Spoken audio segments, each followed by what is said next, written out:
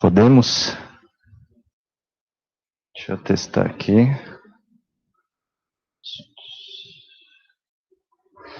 Bom, boa tarde, obrigado aí pelo convite, é uma honra estar aqui mais uma vez. Vocês fiquem à vontade aí para me interromper, tá bom? Bom, então vou tentar ser breve aqui, vou falar para vocês sobre morte encefálica, tá? Então, para falar de morte encefálica, a gente precisa falar primeiro sobre morte. Essa aqui é uma definição de um dicionário médico, né, do termo morte. Então, um termo utilizado para se referir ao processo de cessação irreversível das atividades biológicas necessárias à caracterização e manutenção da vida. E aqui eu já vou colocar dois pontos que são bastante polêmicos aí nesse assunto que é bastante amplo. Então, primeira coisa, né, será que eu tô... Aí. Irreversível. Parece óbvio, né, que uma vez que você diz que alguém morreu, a pessoa não pode voltar à vida, mas eu não vou entrar em detalhes sobre isso agora, mas isso é um ponto bastante polêmico, né, do ponto de vista aí filosófico, religioso, existencial. E o segundo é o que seriam as atividades necessárias à caracterização da vida, né? Então, esse é outro ponto aí de bastante discussão e polêmica. Bom, e daí, por consequência, a gente cai no seguinte, então, por serem dois conceitos dicotômicos, né, o que você chama de morte vai depender do que você chama de vida, e vice-versa. Mas, se afinal de contas, como que você diz que alguém morreu? Então, existem três critérios aí, o mundo ocidental aceita três critérios como critérios de definição de morte. O primeiro é o critério somático, então, que na verdade é quando você nota sinais de certeza de morte, em outras palavras, quando você olha para o sujeito, ele é um cadáver, né? Então, hipóstase, rigidez cadavérica. O segundo conceito, o segundo conceito é o circulatório, né? Então, ele vem desde lá do século XVII, quando se descreveu o sistema circulatório, e morte é quando a circulação para. E, por fim, o terceiro conceito, que é o escopo aqui da nossa conversa, é o critério neurológico de morte. Então, afinal de contas, né, o que é o critério neurológico de morte? Durante muito tempo foi, entre aspas, fácil você morrer e você dizer que alguém estava morto, apesar que isso é bastante controverso, e tem umas histórias bem divertidas no meio. Mas, enfim, né? Então, se o sujeito parava de respirar, né, por consequência, ou o cérebro parava de funcionar, ou o coração parava de bater, a circulação parava e a pessoa estava morta, né? Às vezes a pessoa podia ter um problema grave no cérebro, isso faria com que ela parasse de respirar e, por consequência, o coração parasse, a circulação parasse, ela também estava morta. Ou então, essa pessoa podia simplesmente ter um colapso circulatório e, por consequência, o cérebro iria morrer e ela iria parar de respirar, né? Então, antes era muito fácil, esses três sistemas vitais, eles, né, estão interligados, e você mexendo em um, você, em consequência, mexeria nos outros e a pessoa morre. Mas aí vieram as UTIs e tudo ficou um pouco mais complicado. Então agora, né, a pessoa que não consegue respirar, você consegue ajudar ela a respirar. A pessoa que tem algum problema circulatório ou que a circulação parou, né, você consegue ressuscitar ela e você consegue dar uma série de ajudas para o sistema circulatório dela funcionar. E aí começaram a surgir situações muito estranhas, né? Então, durante a década, na verdade, a partir do meio da década de 50, você tem uma série de publicações de casos, pacientes que estão lá na UTI, que estão no ventilador mecânico, que estão respirando, que estão com a circulação funcionando, mas que tem um exame neurológico muito pobre. E aí, essa é uma das publicações aí mais importantes da época, que é o coma de Passé, né? Então, o coma além do coma, Esses dois neurologistas, o Mularé e o Goulon, descreveram 23 pacientes que estavam em coma, né? Nenhum deles tinha reflexos de tronco, nenhum deles respirava espontaneamente, e todos tinham o eletroencefalo isoelétrico. E o interessante é o seguinte, uma parte deles foi para necrópsia, né? E eles encontraram uma alteração muito semelhante no cérebro desses pacientes, que eles chamaram de brain respirator. O que era o brain respirator? Então, os cérebros não estavam só necrosados, eles estavam autolisados, né? Qual que é a diferença? A autólise é uma alteração que se instala mais tardiamente, quando os lisossomos começam a digerir todo o conteúdo da célula, e mais do que isso, eles notaram que esses cérebros tinham relativamente poucas células de defesa de limpeza, né, sugerindo que alguma coisa impedia a chegada delas do restante do corpo. Bom, a partir daí vieram, né, uma série aí de publicações, reforçando que talvez devesse haver um critério neurológico de morte, a mais importante aqui do fim da década de 60 do pessoal da Harvard, que meio que plantou a semente dos critérios que a gente usa, e depois de muita ciência, muita insistência, né, no fim da década de 70, no começo da década de 80, se definiu que o critério neurológico de morte legalmente era aceito como morte da pessoa. Por que eu estou falando legalmente? Porque eticamente ainda existem lugares em que não o critério neurológico não é visto como sinônimo de morte da pessoa, tá? E aí, como tudo nessa vida é bastante polêmico, toda essa história se desenrola paralelamente ao surgimento dos transplantes, etc. Não tem como você dizer que isso não criou nenhuma pressão em todo esse processo, né? Tanto é que muita gente argumenta que essa definição legal, né, ela vem muito em pressão por conta de pressão dessa regra, que é uma regra que surgiu fim da década de 60, começo da década de 60, que é uma coisa que para a gente é óbvio, né, mas que o doador de órgãos precisa ser considerado morto. Tá? Então, a regra do doador falecido. Bom, e aí dentro da morte, então do critério neurológico de morte, a gente tem três vertentes. Então a gente tem a vertente do whole brain death, do brainstem death e do higher brain death, né? Então, a maior parte do mundo ocidental usa o critério do whole brain death, que seria o quê? Para você dizer que a pessoa está neurologicamente morta, você precisa ter o acometimento de todo o encéfalo. Então, telencéfalo, diencéfalo e tronco cerebral. A vertente do brainstem death, que é a vertente britânica, diz que para o paciente estar neurologicamente morto, você precisa ter acometimento somente do tronco cerebral.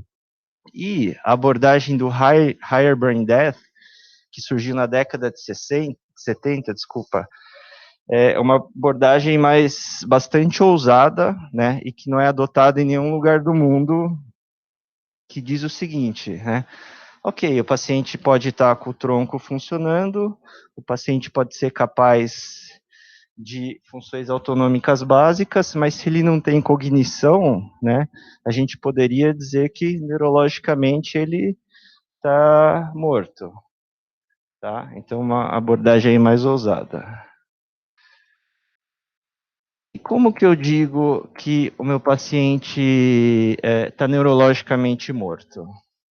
Né? Então, como a gente, pelo menos eu vivo dizendo lá em cima, o diagnóstico ele se apoia num tripé, tá? Então, quais são as pernas desse tripé? A primeira perna é você ter uma causa conhecida, tá? E se você tiver uma causa, você ter alguma coisa, né, que justifique perda de função neurológica, alguma coisa grave, em outras palavras, uma catástrofe do sistema nervoso central, né? E se você tiver isso aqui muito claro, dificilmente você vai errar ou você vai se enganar ao longo do processo. Então, aqui a resolução do CFM, E aí, a segunda perna do tripé, que é algo mais complexo e mais interessante. Então, você precisa excluir confundidores, tá? Então, você precisa ter certeza que o que você está vendo não é efeito de sedação, não é efeito de bloqueador neuromuscular, não é porque o seu paciente está hipotérmico, não é porque ele tem uma condição sistêmica desfavorável. Do ponto de vista prático, né, o que a gente faz? Então, a gente aquece o paciente, deixa ele acima de 35, temperatura central, né, melhora a oxigenação, a troca gasosa e estabiliza a parte hemodinâmica. E aqui é muito interessante, porque você entra, se você vai atrás desse assunto na literatura, você entra, assim, num antro de coisas escabrosas e que são até divertidas. Mas, enfim, né, você tem N relatos de casos, de situações simulando morte encefálica, então, Guillain-Barré, polirradiculoneurite, botulismo, hipocalemia, overdose de bupropiona, tem caso de overdose por zolpidem, intoxicação por bloqueador, baclofeno, tem até um caso de um cara que se intoxicou com inseticida, bem interessante. Bom, se alguém tiver interesse, né, esse é um artigo bem interessante sobre esse assunto. Bom, mas lembrando, né, o cara pode ter tomado o que for, se intoxicou com o que for, se você tiver isso aqui documentado, você muito provavelmente não vai errar. Bom, essa aqui, então, é a tabela, né, das meias-vidas que tem na resolução do CFM, tá? Então, a recomendação é se esperar pelo menos 5 meias-vidas para você ter certeza que a droga foi clareada, tá? E aí tem situações que você tem que tomar muito, muito cuidado, né? Então, o paciente que tem disfunção renal, o paciente que tem algum grau de disfunção hepática, o obeso e principalmente o paciente que em algum momento ficou hipotérmico, né? Então, essas são as condições mais clássicas que atrasam bastante o clareamento dessas drogas, né? E aí a recomendação é de você esperar mais do que as 5 meias-vidas, que seria o habitual para você ter certeza que o paciente clareou a droga, e mais do que isso, né? Se recomenda até que, dependendo do que for, que você até, se você tem muita dúvida, que você dose o nível sérico dessas medicações. E aqui, quando você for executar a prova, que você dê preferência por exames que meçam um fluxo. E aqui eu queria destacar uma condição que é bem peculiar e que já gerou e ainda gera muita confusão, que é a encefalopatia anóxica, tá? Bom, então eu vou contar dois casos aqui para vocês que são reais. Esse aqui é um caso de um senhor de 50 anos, caiu da escada, chegou Glasgow 3, pupila médio fixa, no atendimento inicial uma parada em AESP, 6 minutos de RCP, retorno de circulação espontânea. Depois da estabilização, o exame neurológico dele era esse aqui, Glasgow 3T, pupila médio fixa, sem reflexo de tronco. Essas aqui são as tomografias dele. Depois de 6 horas, se reexaminou ele e ele preenchia todas as provas clínicas para morte encefálica, só que 11 horas depois ele voltou a respirar. Tá? Então, a mensagem é muito cuidado com o paciente pós-parada. Esse aqui é o SPECT dele, tá? E aqui um parênteses, né? Então, você ter um exame neurológico muito ruim no pós-parada, não necessariamente quer dizer que você vai ter um prognóstico muito ruim, provavelmente sim, mas não necessariamente quer dizer que você vai morrer. Essa aqui é uma meta-análise, né? Compilou 1914 pacientes pós-parada que estavam comatosos, e resumindo aqui para vocês, né? Então, esse autor, ele não encontrou nenhum preditor de bom prognóstico, mas ele encontrou vários preditores de mau prognóstico. E apesar disso, da maior parte dos pacientes terem de fato evoluírem com mau prognóstico neurológico, uma parte muito pequena deles acabou falecendo nos primeiros dias, semanas, né? Então, menos de 2% faleceu, e de fato a gente não sabe, né, dessa parte mínima, quantos faleceram por razões neurológicas. Então, você tem um exame neurológico muito ruim no pós-parada, não quer dizer que você vai ter morte encefálica, não quer dizer que você vai morrer. E esse segundo caso é o mais polêmico, tá? Então, paciente de 55 anos, asmático, chegou no pronto-socorro em insuficiência respiratória, saturante 60%, SO2 de 97, parada em AESP, 20 minutos de RCP, retorno de circulação espontânea. E aqui é a evolução dele, né? Então, retorno de circulação, 2 horas depois chegou na UTI, não tinha abertura ocular, era um Glasgow 3, pupilas não reagentes, e tendo mioclonia. 7 horas depois ele fez uma tomografia, né? Então tinha edema cerebral consistente aí com a lesão hipóxica isquêmica, e aí, com 16 horas do pós-parado, do pós-retorno de circulação, ele foi colocado em hipotermia. Então, ficou aí quase 36 horas, começou a ser reaquecido, tá? Nesse momento, a sedação começou a ser retirada, 6 horas depois ele tinha sido reaquecido, e o exame neurológico dele continuava muito ruim, né? Então, as pupilas reagiam muito poucos, ele ainda tinha reflexo de tosse e respirava. 16 horas depois, o exame neurológico dele piorou, o primeiro exame foi consistente com o diagnóstico, o segundo exame também, fez um teste da apneia positivo, e aí, quando levaram ele para o centro cirúrgico, conversaram com a família, etc., quando levaram para o centro cirúrgico, o anestesista percebeu que ele começou a tossir, tá? Então, imagina a confusão que isso não causou. Bom, enfim, aí você pode, esse caso é mais complexo, aí você pode argumentar o seguinte, olha, mas ele não esperou as 24 horas que você deve esperar para abrir o protocolo. Ok, ele esperou 22, mas será que 2 horas fariam diferença? E tem um editorial aí bastante extenso discutindo esse caso, né? Então ele coloca uma série de possibilidades. E o que na discussão dele fica como mais plausível de justificativa do que aconteceu é o fato dele ter sido esfriado, tá? Então a gente sabe que esfriar o paciente pode falsear o eletroencefalograma. Então, um parênteses que aqui com 56 horas ele tinha um eletroencefalograma sem atividade, né? A gente sabe que pode falsear os reflexos de tronco, e mais do que isso, se suspeita que esse efeito ele não dure somente durante o tempo em que o paciente está frio, mas que ele permaneça depois que o paciente foi aquecido, e não se sabe por quanto tempo isso duraria, né? Em outras palavras, a mensagem é: cuidado, porque aqui a gente tem a mistura de dois problemas. Então, o cara que parou e que foi esfriado.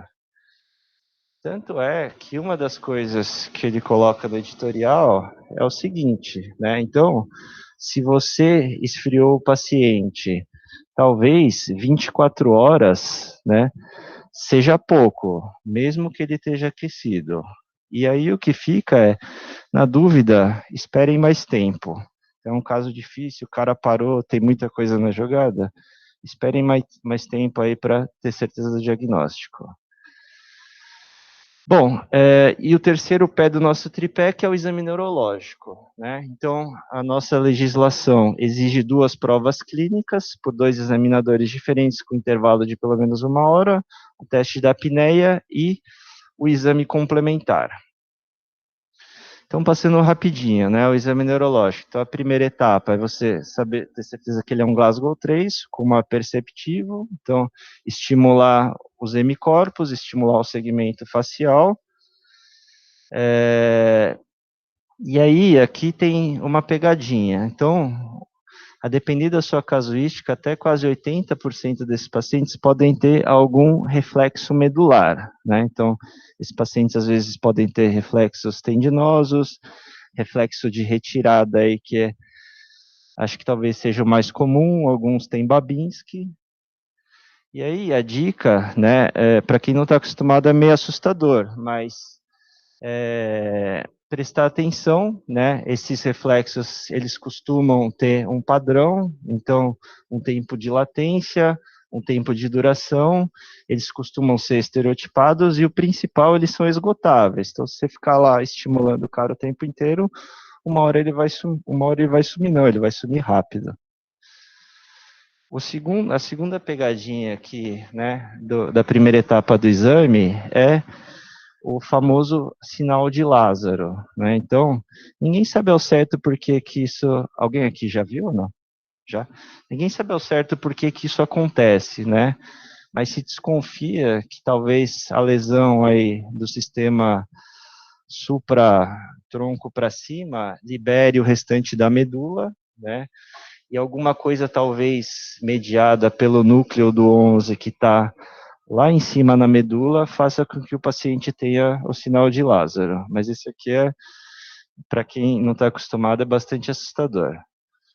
Bom, aí o exame neurológico em si. Então, a gente vai testar o óculo motor, a aferência é pelo segundo, a aferência é pelo terceiro, estão no mesencéfalos. E aqui atenção, né, se o paciente não pingou nenhum colírio, e atenção porque ele é um reflexo facilmente esgotável. O segundo é o córneo palpebral, então testa a ponte mesencéfalo, tá? E aqui cuidado, porque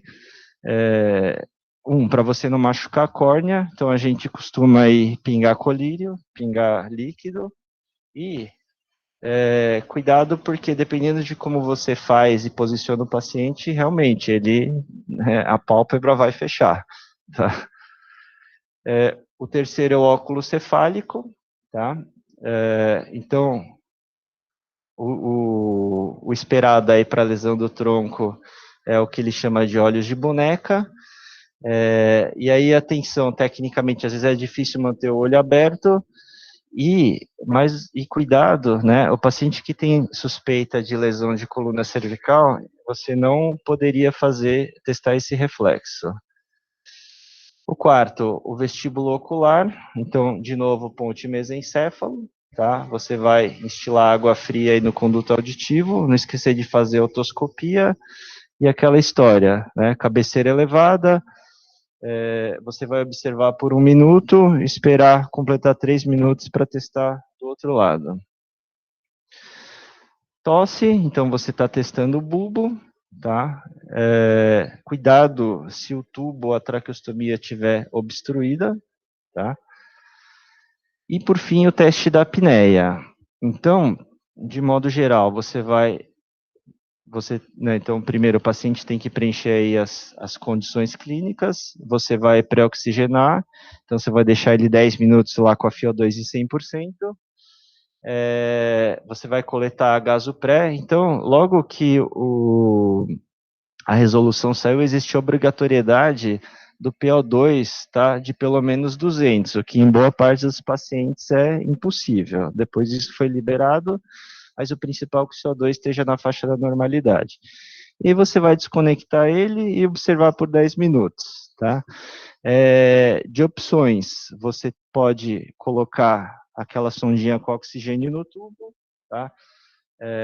Ou você pode fazer a prova em CPAP, aí, em casos de pacientes mais com a parte respiratória pior ou mais instáveis. Então, completou os 10 minutos, coleta gaso, não completou os 10 minutos, o paciente estabilizou, coleta gaso, reconecta no ventilador. E aí se considera o teste positivo se o paciente não respirou e o CO2 passou de 55, ele é considerado inconclusivo se o paciente não respirou, mas o CO2 não passou de 55, e se o paciente respirou, ele não está morto. Bom, então agora vamos para algumas situações especiais, né? E se o paciente perdeu um olho, teve um trauma de face feio, né? Eu consigo dar o diagnóstico, eu consigo completar o exame? Então, se eu conseguir fazer o exame de um lado só, ok, eu posso seguir em frente, né? Então, lembrando que o nosso protocolo é como um checklist, né? Se você conseguir chegar até o final dele, é sinal que o paciente de fato morreu.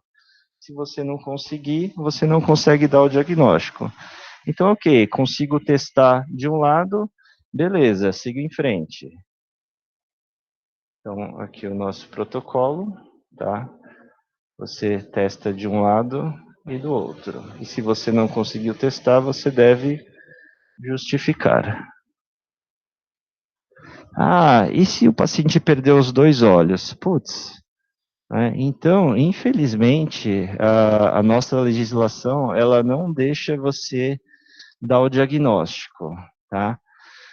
Tem alguns pareceres aí, se você vai atrás no CFM sobre isso, e todos eles, a resposta é não, você não pode fazer o diagnóstico, mas posso usar o exame complementar para, né, para justificar? Não, você não pode. Ao contrário do que se faz fora. Então, na maior parte do primeiro mundo, você não é obrigado a fazer o exame complementar na prova, mas o exame complementar entra nos casos em que seu exame neurológico, em que você tem dúvida no exame neurológico. Outro ponto polêmico aí, a apneia. E o paciente que é retentor de CO2? Como que eu faço? Né? Ele não poderia ter um CO2 ali maior que 55 e ainda assim isso não disparar a respiração? Sim, né?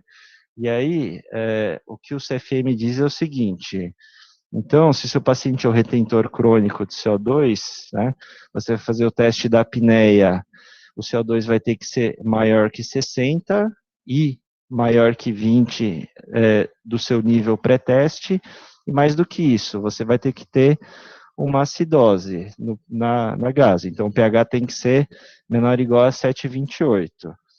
E olhando para o que se faz fora, né, isso não é um critério, o pH não entra no nosso critério aí do teste da apneia, mas fora, né, mas na maioria dos lugares do primeiro mundo, se faz o teste e não é só CO2, tá? O pH entra também na jogada. E se o paciente estiver em ECMO, né, como eu faço? Então, eu faço muito parecido com o que eu faria nos outros casos. Então, eu vou pré-oxigenar, então coloco a FiO2 em 100%, tanto na ventilação como no meu fluxo de gás, vou colher a gaso pré, né? E aí o que eu faço para deixar o CO2 subir, eu vou reduzir o fluxo do gás, tá? Para diminuir a lavagem do CO2, então a recomendação é que se reduza isso para meio a 1 litro por minuto, e aí, tem muito relato de caso dizendo que suplementa oxigênio pelo tubo, né? Mas também tem muito relato de caso dizendo que se faz a prova em CPAP, tá? Então você tem essas duas opções, se bem que para esse paciente que está em ECMO, provavelmente fazer a prova em CPAP é mais seguro. E aí você vai, né, como você já havia deixado a FiO2 do gás em 100, vai esperar os 10 minutos, ok, não respirou, colhe a gaso e os critérios são exatamente iguais aos habituais. Bom, quem que pode dar o diagnóstico? Então, a resolução diz que você precisa ter 2 médicos capacitados, né? Então, esse é o conceito aí que meio que mudou desde a publicação da resolução. Inicialmente, os capacitados tinham que ter uma determinada especialidade, né, terem alguma experiência no atendimento desses pacientes e terem feito pelo menos 10 provas ou o curso do CFM, né? Hoje isso aqui ficou muito difundido, muito popular. Então, esse pré-requisito de especialidade meio que caiu por terra abaixo, e contanto que a pessoa tenha feito o curso, né, ela é considerada capacitada ou que ela tem experiência e feito as 10 provas. Importante, quem faz a prova não pode ser parte da equipe de captação ou de transplante. E aí, vamos supor que você está lá num lugar onde você está sozinho, não tem ninguém para te ajudar, né? Então, a recomendação é, se você não tiver dois médicos, né? Se você não tiver dois médicos qualificados, alguém que não é qualificado pode fazer uma das provas, né? Mas se você tiver um médico só, a recomendação é você consultar a Central Estadual de Transplante. E aqui, se você vai atrás, tem, né, muitos casos e muitas saídas. Tem até uma situação em que deixaram o cara da OPO fazer a prova. É curioso, tá? Bom, no primeiro mundo também, a maior parte dos lugares você precisa de dois profissionais qualificados, né? E aí a qualificação vai depender da legislação do local, tá? No Reino Unido é bastante curioso que a qualificação são mais de 5 anos de formado. E, então, o exame complementar. Então, como eu falei, né? A nossa legislação, ela exige que você faça o exame complementar, tá? Ao contrário, ao contrário da maior parte do primeiro mundo, onde o exame complementar entra somente se você não tiver, se você tiver dúvida ou não conseguir cumprir o exame neurológico. E aí, os exames que são validados são esses aqui. Então, a angiografia, o Doppler transcraniano, o eletroencefalograma e o SPECT, que mede atividade metabólica. Então, de forma geral, se recomenda aí, né, que os exames de fluxo, tanto a angiografia ou Doppler transcraniano, você reserve para situações em que você tem uso de drogas, né, depressoras, distúrbios metabólicos, coisas que possam confundir o seu diagnóstico. O eletroencefalograma é mais recomendado quando, em algumas situações, por exemplo, quando você tirou, né, a calota, às vezes esses pacientes têm algum fluxo residual, que não necessariamente é fluxo, que é colapso, e que muita gente fica ressabiado de laudar como colapso. Então, é uma situação muito boa para o eletroencefalograma. Bom, idealmente, se você pudesse, você faria angiografia em todo mundo, mas é pouco disponível e, mais do que isso, muito demorado, né? Então, você tem que descer o sujeito para radiointervenção. Você vai, injeta em uma carótida, espera 20 minutos, injeta na outra carótida, espera mais 20 minutos, injeta na circulação posterior, espera mais 20 minutos, né? Então, muito demorado, pouco disponível. O Doppler transcraniano é o método mais disponível que a gente tem, tá? E aí a gente cai no problema, operador dependente, lembrar que colapso não quer dizer ausência de fluxo, então você tem vários padrões que são padrões compatíveis com colapso, tá? Logisticamente é o melhor exame, o mais disponível, então é muito mais fácil um sujeito vir com uma malinha de ultrassom fazer o exame do que você descer um paciente cheio de coisa para uma angiografia que você não tem em todo lugar. E é importante, né, o paciente em ECMO veno-arterial, né, não se recomenda que você faça o Doppler transcraniano. Por quê? Não é infrequente você ainda ter um fluxo residual, tá? Que na verdade é um fluxo linear, e isso acaba gerando muita dúvida e muita insegurança em quem faz o exame, tá? Então aí o melhor seria fazer um eletroencefalo, por exemplo. Bom, o eletroencefalograma. Então, o esperado é você ter o silêncio cerebral elétrico, tá? Existe uma limitação, né? Para você detectar atividade subcortical e do tronco cerebral, tá?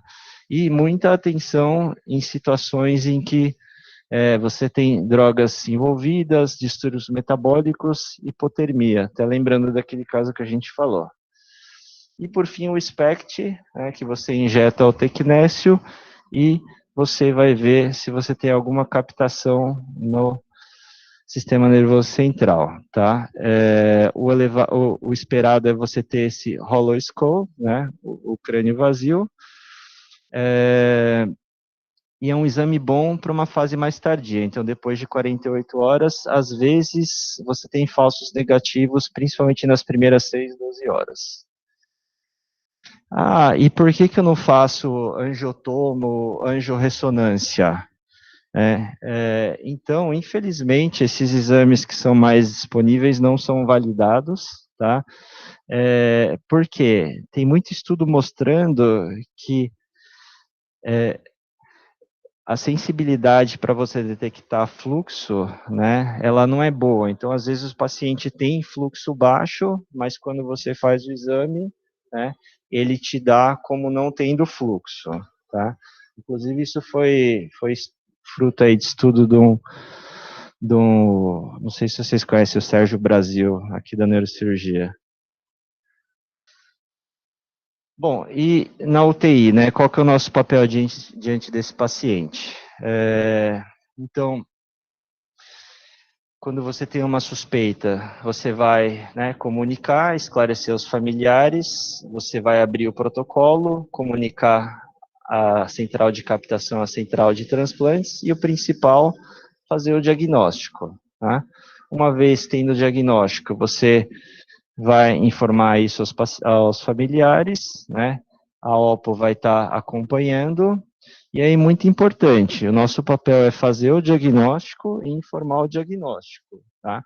Quem fala sobre doação é a OPO, e aqui eu não me canso de dizer que é muito fácil você se enrolar e gerar situações em que pareça que existe um conflito de interesse, e quando isso acontece é muito chato e muito ruim. Né, sempre você vai cuidar do potencial doador e você vai acolher essa família por ser um momento aí bastante difícil e complicado. A gente considera como hora do óbito o momento que se encerra o protocolo, tá? Aí tem toda a burocracia, tem o termo de declaração de morte encefálica, uma via vai para o prontuário, a outra vai para a central de transplante, se o paciente vai para o ML, uma via também vai para o ML, e muito importante, uma vez que você deu o diagnóstico, e que o paciente não vai ser um doador, você tem o poder legal de retirar o suporte, tá? Isso às vezes é fruto aí de confusão e de discussão. Bom, então, no fim das contas, né, lembrar que morte é irreversível, né? É quando as funções vitais se encerram, e aí vem os 2 pontos subjetivos do conceito, lembrar dos 3 critérios, somático, circulatório, neurológico, lembrar do tripé para o diagnóstico no critério neurológico, então você tem uma causa, excluir os confundidores, exame neurológico compatível, atenção, então, situações de cefalopatia anóxica, hipotermia, intoxicação por drogas, aqui a coisa pode ficar complicada, e nós, como intensivistas, nosso papel é fazer o diagnóstico, comunicar e acolher a família e cuidar do potencial doador. E é isso. Obrigado. Alguém quer fazer alguma pergunta?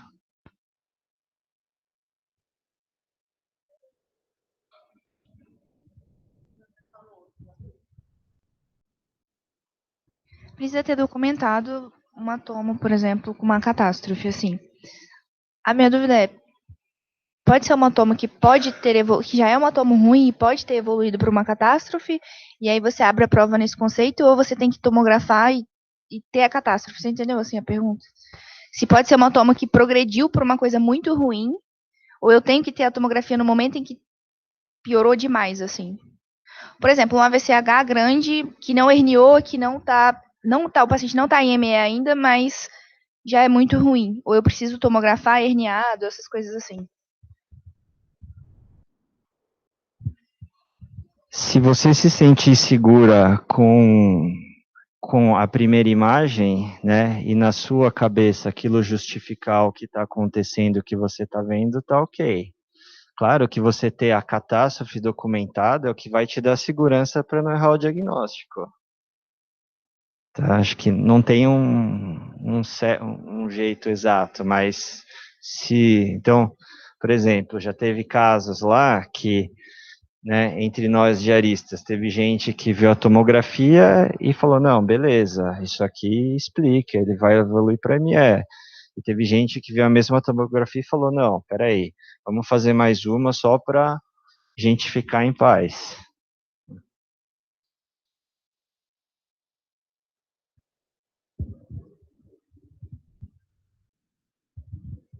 E no paciente craniectomizado, qual que é a melhor estratégia de exame complementar aí? É porque às vezes o Doppler ainda vai mostrar fluxo, né? E às vezes pra gente o eletroencefalo tem muita interferência da UTI, o pessoal diz que não dá pra laudar. Qual que seria o melhor caminho, assim?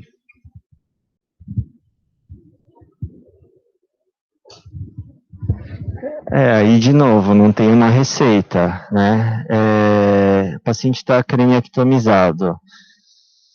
Com alguma frequência, o doplerista vai fazer o exame e vai dizer, não, tem fluxo, né? Aí, assim, é fluxo colapso ou é fluxo não colapso? Ah, é fluxo não colapso. O que a gente vai ter que fazer é procurar um outro exame confirmatório. E aí o melhor seria o eletroencefalo, né? Na verdade, o melhor seria fazer angiografia, tá? Agora, você falou, o eletroencefalo tem muita interferência. Ossos do ofício, né? A gente vai ter que tentar fazer para documentar. E aí até já aconteceu, é chato, né? Se tem um paciente que você tá vendo, o cara tá craniectomizado, putz, você olha, você não tem dúvida, esse cara tá em morte encefálica, mas se você não documenta, né, o protocolo até o final, você não dá o diagnóstico. Por exemplo, né, se fosse esse caso no primeiro mundo, que você não é obrigado a ter o exame complementar, você daria o diagnóstico. Então, ao mesmo tempo que o nosso protocolo ele joga para ganhar, né? Então, eu cheguei no fim, beleza, eu não erro, né? Mas também nas outras situações eu perco o doador. Não sei se eu respondi a pergunta, mas enfim.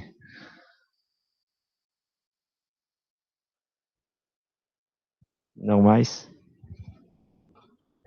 Das situações de exceção, Xerox, para mim a que é mais difícil é essa do CO2, assim. Foi uma que eu nunca vivi, e não sei se você já passou por isso, já teve que abrir prova num paciente hipercapnico crônico, e como é que foi?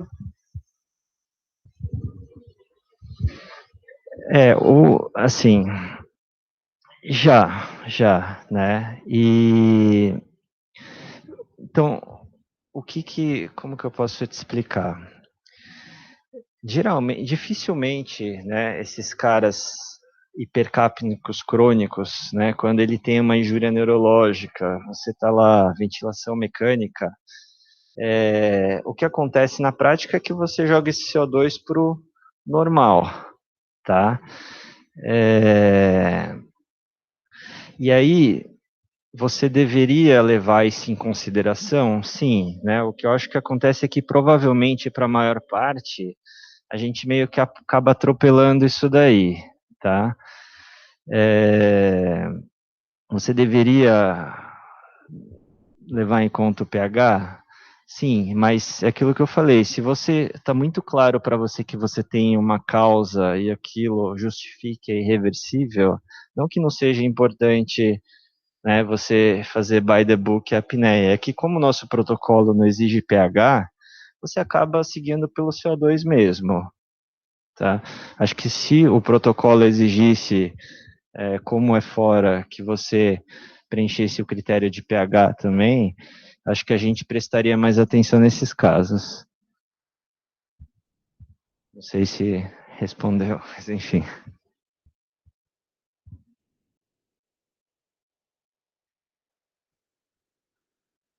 Mais alguma coisa?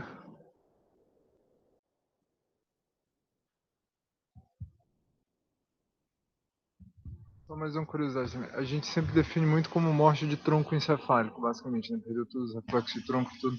Se tem alguma discussão em algum lugar aí fora, de talvez expandir isso daí, não necessariamente ser só morte do tronco, mas às vezes o cara tem algum reflexo de tronco, mas ainda assim isso ser meio que incompatível.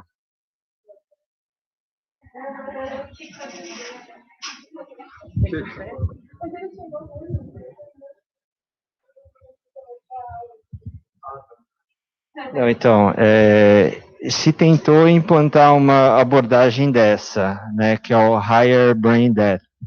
Até deixa eu pôr aqui.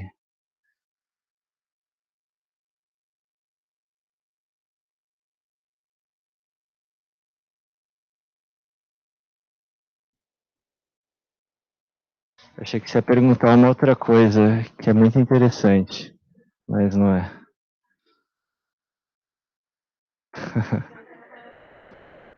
Achei que alguém ia perguntar, mas ninguém perguntou. Cadê?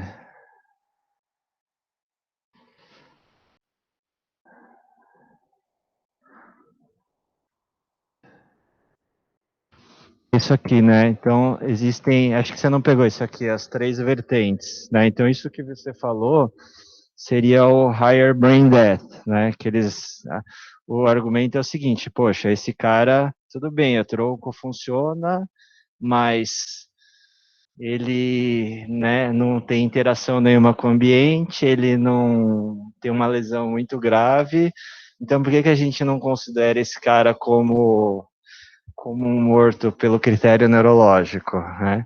E então, só para você ter uma ideia, né? Muitos comitês de ética aí mundo afora nem consideram a morte cerebral como equivalente à morte da pessoa. Imagina se usasse esse critério, tá? Assim, é pragmático, né? Você englobaria mais um monte de gente que, putz, né, sendo honesto, não vai ter um prognóstico muito reservado.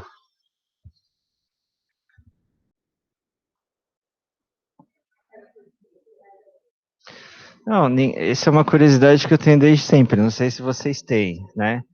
E os caras com o critério britânico de tronco cerebral, vocês nunca se perguntaram se isso pode ter algum problema?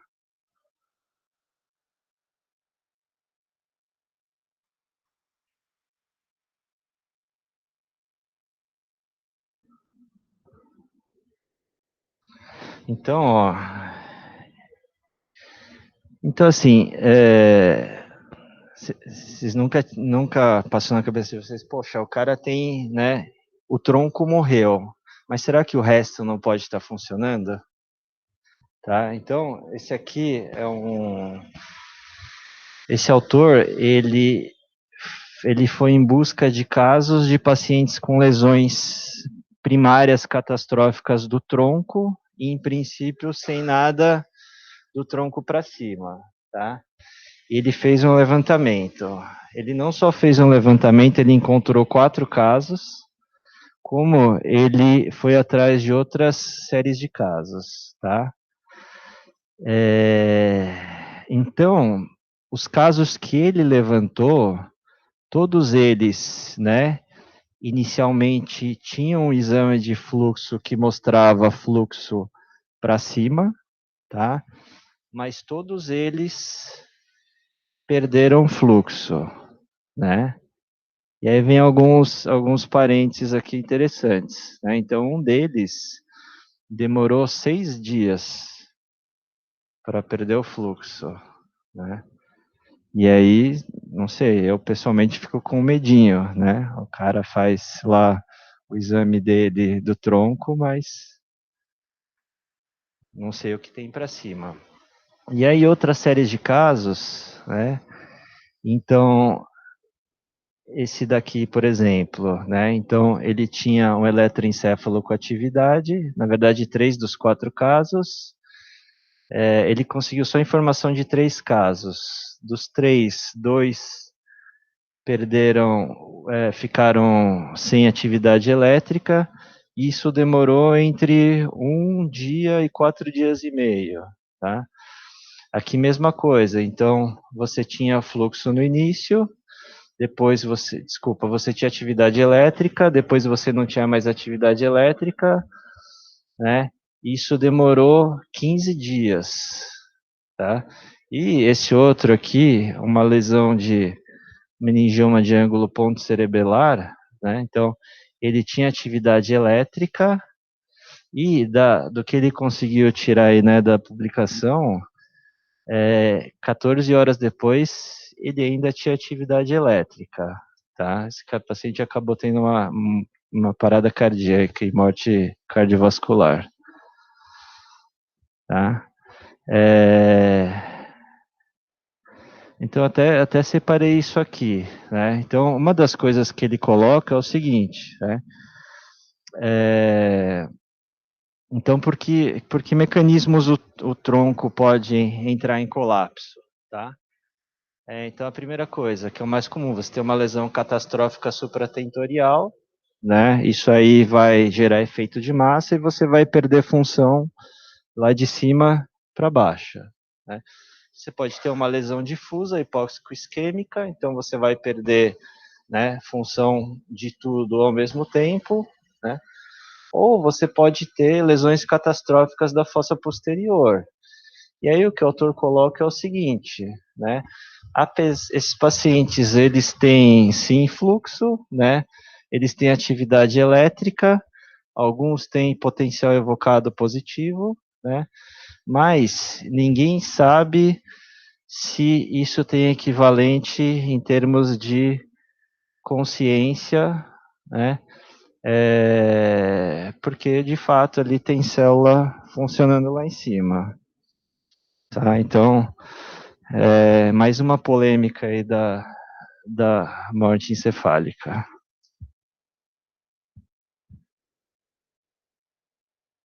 Mais alguma coisa?